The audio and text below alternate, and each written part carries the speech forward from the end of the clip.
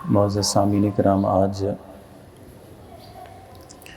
17 ماہ رمضان سے ایک تو نسبت ہے حضرت ام المؤمنین سیدہ عائشہ صدیقہ رضی اللہ تعالیٰ عنہ کہ آج ان کا یوم انتقال ہے، اور دوسرا آج کے دن کو نسبت ہے غزوہ بدر کے ساتھ بھی۔ تو ہم نے جو موضوع کا انتخاب کیا ہے حضرت ام المومنین عائشہ صدیقہ رضی اللہ تعالیٰ عنہ کی شخصیت کے حوالے سے ہے۔ ہم سبھی جانتے ہیں کہ حضور سید عالم صلی اللہ علیہ وسلم کی اہلیہ محترمہ ہیں، اور اس حوالے سے ہم تمام اہل اسلام کے لیے، ایمان والوں کے لیے ماؤں کا درجہ رکھتی ہیں۔ یہ صرف کتابی لفظ نہیں ہے کہ جو ازواج رسول ہیں وہ امہات المؤمنین ہیں۔ ام المؤمنین جب ہم انہیں سمجھتے ہیں، اور ہمارے اعتقاد میں بھی ہے، اور کوئی اس کا انکار بھی نہیں کر سکتا کیونکہ قرآن عزیز کا فرمان ہے، تو ہمیں اس سے یہ تعلیم اصل ملتی ہے کہ ہم جس طرح اپنی سگی ماں کا ادب اور احترام کرتے ہیں، ان کا نام کتنے احترام کے ساتھ لیا جاتا ہے، تذکرہ کتنے ادب اور احترام کے ساتھ کیا جاتا ہے، جب ان کی بات آتی ہے تو اس کے بعد پھر ہم اپنی بات نہیں کرتے، تو ان کو جو ماؤں کا درجہ دیا گیا ہے وہ اس میں یہ بھی ہمیں تعلیم ملتی ہے کہ جب بھی ان کا نام لیا جائے تو ادب احترام کے ساتھ، جب ان سے تمہیں کوئی حدیث ملتی ہے یا کوئی اور نصیحت کی بات ملتی ہے تو اسے یوں ہی قبول کریں جیسے آپ اپنی ماں کی باتیں سننا پسند کرتے ہیں۔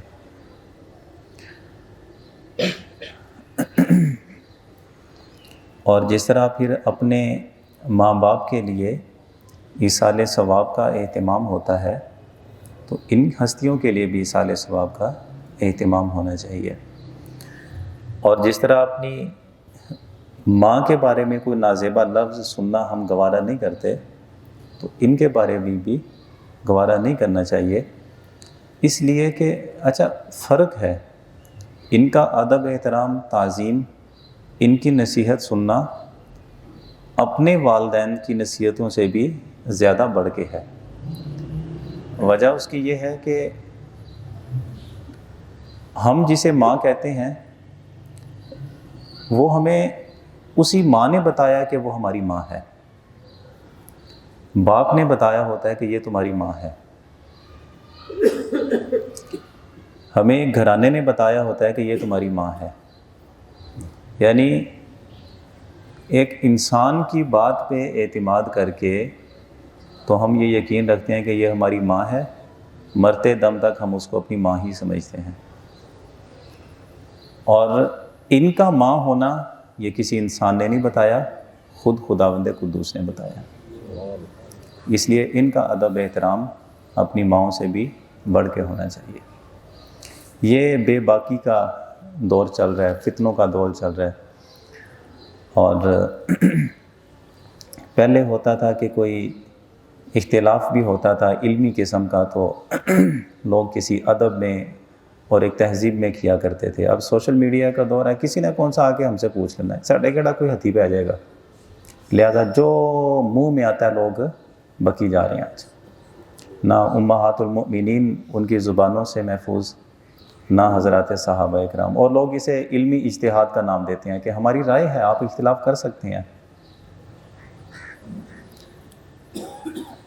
اپنی ماں کے بارے میں قرآن نے یہ بتایا کہ اف کا لفظ بھی تمہاری زبان پہ نہ آئے اتنے، کیوں؟ تکلیف کا لفظ ہے۔ تو امہات المومنین پر بات کرتے ہوئے کہیں گے ہماری اجتہادی رائے ہے، بھاڑ میں جائے ایسا علم، جہنم میں جائے ایسا علم جو کسی کو بے باک ہونا سکھاتا ہے، بے ادبی کی طرف لے جائے۔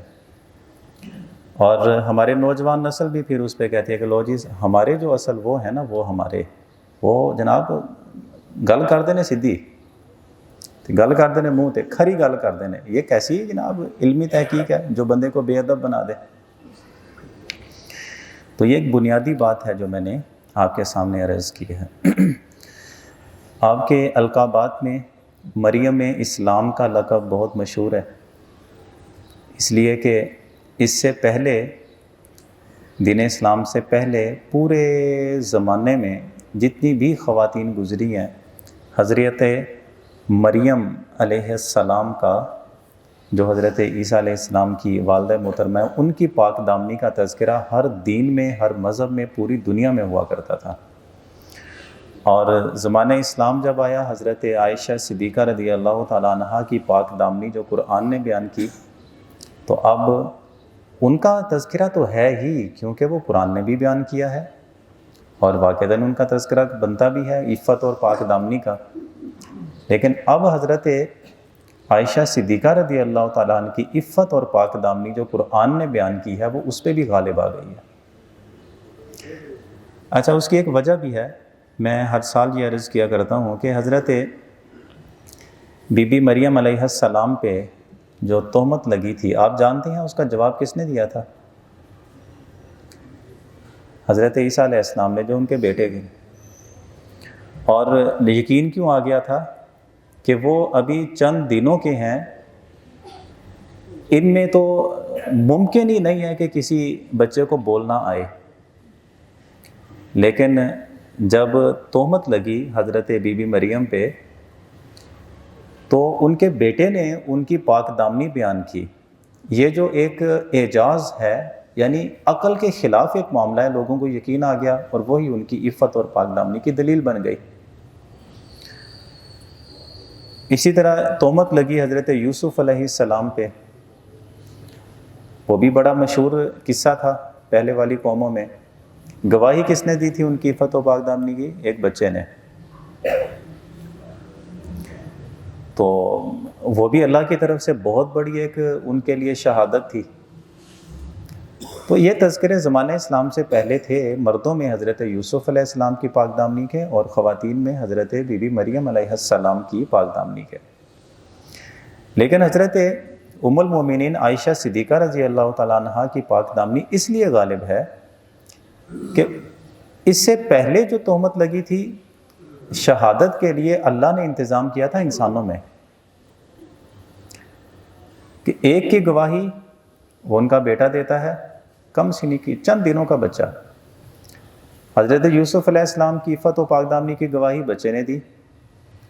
لیکن یہاں پہ کمال یہ ہے کہ حضرت عائشہ صدیقہ رضی اللہ تعالیٰ عنہ اگرچہ گواہی دینے والے انسان بھی تھے، لیکن ان انسانوں کی گواہیوں پہ فیصلہ نہیں ہو گیا تھا۔ مثال کے طور پہ حضرت فاروق اعظم رضی اللہ تعالیٰ عنہ سے حضور نے پوچھا کہ عمر، عائشہ پہ تہمت لگی ہے، تم کیا کہتے ہو؟ تو حضرت فاروق اعظم رضی اللہ تعالیٰ عنہ کہتے ہیں کہ حضور، آپ کا جسم مبارک اللہ کے نزدیک اتنا طاہر اور مطہر ہے، پاکیزہ ہے، کہ اللہ تعالیٰ نے کبھی اتنا بھی گوارا نہیں کیا کہ آپ کے جسم اقدس پہ کوئی مکھی بیٹھ جائے۔ مکھی کا بیٹھنا بھی اللہ نے گوارا نہیں کیا، چاہے جائے کہ ایسی خاتون آپ کے نکاح میں اللہ دے دے کہ جس کا دامن گناہ سے لبریز ہو، نہیں ہو سکتا اس۔ حضرت عثمان غنی سے پوچھا کہ عثمان تم کیا کہتے ہو؟ تو حضرت عثمان غنی رضی اللہ تعالیٰ نے عرض کی کہ حضور میں تو اتنا سمجھتا ہوں کہ آپ دھوپ میں بھی نکلتے ہیں تو آپ کا سایہ نہیں بنتا۔ اللہ کو اتنا بھی گوارا نہیں ہے کہ کسی آدمی کا بھول کر کسی انجانے میں آپ کے سائے پہ بھی قدم آ جائے۔ اللہ کو اتنا بھی گوارا نہیں ہے، چاہے جائے کہ کوئی ایسی خاتون آپ کے نکاح میں آ جائے۔ کہ جس کا دامن پاک نہ ہو؟ حضور ایسا نہیں ہو سکتا، آپ کی بیوی پاک ہے۔ حضرت علی شیر خدا رضی اللہ تعالیٰ عنہ سے پوچھا کہ علی تم کیا کہتے ہو؟ تو وہ عرض کرتے ہیں کہ حضور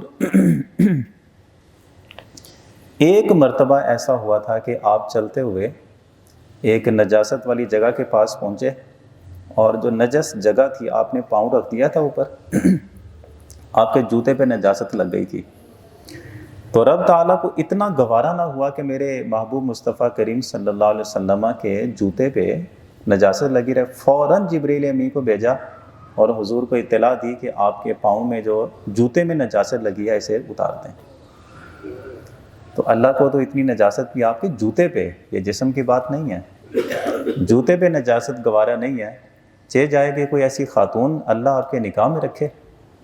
حضور آپ کی بیوی بلا شبہ پاک دامن ہے، لیکن اس پہ حضور نے اعلان نہیں فرمایا تھا لوگوں میں، اگرچہ انسانی گواہیاں بھی موجود تھیں۔ رب تعالیٰ نے سورہ نور کی 18 آیتیں، مسلسل 18 آیتیں حضرت عائشہ صدیقہ کی پاک دامنی میں نازل کی ہیں۔ اچھا، میں کوشش کیا کرتا ہوں کہ کچھ نہ کچھ جو ہوم ورک ہے، کچھ نہ کچھ کام آپ کے ذمہ بھی لگا دوں۔ اب آپ کے ذمہ ہے کہ یہ چیز آپ خود تلاش کریں گے، اور تلاش کر کے جب آپ اپنے علم میں لائیں گے تو ایمان کی تازگی بڑھ جائے گی۔ 18 آیتیں مسلسل ان کی پاک دامنی کے بارے میں نازل ہوئی ہیں۔ آپ صرف اتنا تلاش کیجئے گا کہ اس وقت حضرت ام المومنین کی عمر کیا تھی، اور اس عمر کے اس حصے میں جب ہماری بچیاں ابھی پورے گھر کی تہذیبیں بھی نہیں سیکھی ہوتی، اس وقت ان کی پاک دامنی پر قرآن عزیز کی 18 آیتیں نازل ہوتی ہیں۔ اس لیے اس سے پہلے جو حضرت بی بی مریم علیہ السلام کا تذکرہ ہوا کرتا تھا پاک دامنی کا، یا حضرت یوسف علیہ السلام کا، وہ تو نبی ہیں، ان کے تذکرے بھی تھے، لیکن بی بی مریم کی بات کریں ان کے تذکرے پر حضرت ام المومنین عائشہ صدیقہ کا تذکرہ غالب آ جاتا ہے، اس لحاظ سے کہ ان کا جو پاک دامنی کا تذکرہ ہے وہ قرآن عزیز کی 18 آیتیں بطور گواہ نازل کی گئی ہیں۔ اس لیے ان کو مریم اسلام بھی کہا جاتا ہے، عفیفہ بھی کہا جاتا ہے، پاک دامن خاتون ہیں۔ حضور سید عالم صلی اللہ علیہ وسلم سے جو انہوں نے سیکھا اور آگے امت کو بتایا، اس کی چند ایک جھلکیاں میں آپ کے سامنے عرض کرتا ہوں، جو ان کی انفرادی خصوصیات میں بھی وہ چیزیں آتی ہیں۔ پہلی بات تو یہ ہے کہ سخاوت حضور سے سیکھی، اور آپ کی سخاوت کا یہ حال تھا کہ آپ تھوڑا تھوڑا کر کے وہ بچا بچا کے رکھتی رہتی، اور جب دیکھتی کہ کسی ایک گھر کی ضرورت پوری ہو سکتی ہے تو آپ اپنے پاس وہ مال نہیں رکھتی تھیں، وہ خرچ کر دیا کرتی تھیں۔ عبادتوں کا ذوق حضور سے سیکھا کہ تہجد انبیاء کرام کے لیے فرض ہوتی ہے، تو آپ نے جب سے حضور سے تہجد سیکھی اس کے بعد تا دم آخر اپنے انتقال تک کبھی تہجد قضا نہیں ہوئی آپ کی۔ اسی طرح اشراق کی نماز آپ کی کبھی قضا نہیں ہوئی تھی۔ نفلی روزوں کی اس قدر آپ کو چاہت ہوا کرتی کہ عرفہ کا روزہ آپ نے رکھا ہوا تھا، اتنی شدید گرمی کہ آپ بار بار اپنے سر پہ پانی بہا رہی تھیں۔ آپ کے بھائی حضرت عبد الرحمن نے آ کے کہا کہ بہن اتنی بھی کیا مشقت اٹھانی، نفلی روزہ ہی ہے نا، کیا ہو گیا؟ آپ نے فرمایا کہ روزہ تو نفلی ہے، لیکن حضور سید عالم صلی اللہ علیہ وسلم نے ارشاد فرمایا تھا کہ اگر جو بندہ یوم عرفہ کا روزہ رکھے تو اس کی اللہ کے ہاں جو قدر ہے اور اس کا ثواب اتنا ہے کہ اس بندے کی زندگی کے گناہ معاف کر دیے جاتے ہیں۔ تو مجھے اللہ نے موقع دیا ہے تو میں وہ موقع ضائع کیوں کروں؟ کیا ہوگا؟ انتقال ہو جائے گا نا، روزے کی حالت میں ہو جائے گا نا۔ لیکن اپنی بخشش کے ذرائع اگر اللہ نے ہمیں دیے ہیں تو ہم کیوں ضائع کرتے ہیں انہیں؟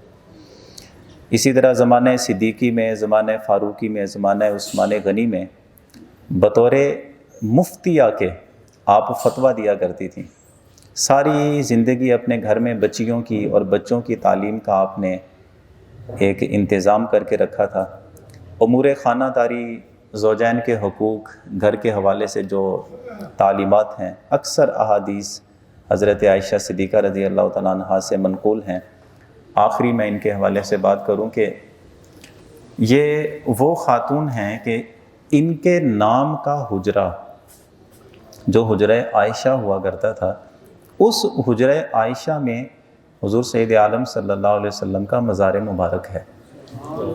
آپ سمجھتے ہیں کہ یہ بات کہہ دینا صرف کافی نہیں ہے کہ مزار مبارک ہے، پوری کائنات میں سمیت عرش الہی کے سب سے عظیم ترین حصہ اس وقت پوری کائنات میں وہ ہے جہاں پہ حضور کا روضہ مبارک ہے، اور وہ حجرہ عائشہ ہے۔ چلیں ایک اور بات بھی عرض کر دوں میں ساتھ اس کے، کہ 70,000 فرشتے صبح، 70,000 فرشتے شام کو نازل ہوتے ہیں کس حجرے میں؟ حجرہ عائشہ صدیقہ میں۔ حضرت مجدد الف ثانی علیہ رحمہ فرماتی ہیں کہ میں ایصال ثواب کیا کرتا تھا تو بزرگوں کو بھی، حضرات صحابہ کرام کو بھی ایصال ثواب کیا کرتا تھا، میرا معمول ہے۔ ایک مرتبہ میں نے دیکھا خواب میں کہ حضور سید عالم صلی اللہ علیہ وسلم آپ کھانا تناول فرما رہی ہیں، دسترخوان لگا ہوا ہے، بہت سارے لوگ بھی بیٹھے ہوئے ہیں، تو میں بھی چلا گیا۔ میں نے کہا حضور میں بھی تو یہ کھانا ہے وہ آپ کی بارگاہ میں بھیجتا ہوں۔ حضور نے فرمایا تمہارا تو نہیں پہنچتا۔ آپ غمگین ہو گئے، گھبرا گئے، حضور میں تو بلا ناغہ بھیجتا ہوں۔ آپ نے فرمایا کہ شیخ احمد سرہندی اصل معاملہ یہ ہے کہ تمہیں اتنا علم نہیں ہے کہ میرا جو مزار ہے وہ حجرہ عائشہ میں ہے، اور جو میرا دسترخوان لگتا ہے یہ حجرہ عائشہ میں لگتا ہے۔ تم انفرادی طور پہ جو حضرت عائشہ کو ایصال ثواب نہیں کرتے تو اس کا مطلب یہ ہے کہ تمہارا کھانا اس دسترخوان پہ نہیں پہنچتا۔ حضرت مجدد پاک کہتے ہیں کہ اس کے بعد جب بھی میں نے ایصال ثواب کا اہتمام کیا، بالخصوص حضرت ام المومنین عائشہ صدیقہ رضی اللہ تعالیٰ عنہ کو بھی ایصال ثواب کرتا تھا۔ یہ اپنے معمولات میں یہ چیز بھی شامل کرنی چاہیے۔ اللہ تعالیٰ حضرت ام المومنین کے درجات میں مزید بلندیاں عطا فرمائے۔ ان نیک اور پاک ہستیوں کے توفیل اللہ تعالیٰ ہم سب کی بے حساب مغفرت فرمائے۔ وآخر دعوانا ان الحمد للہ رب العالمین۔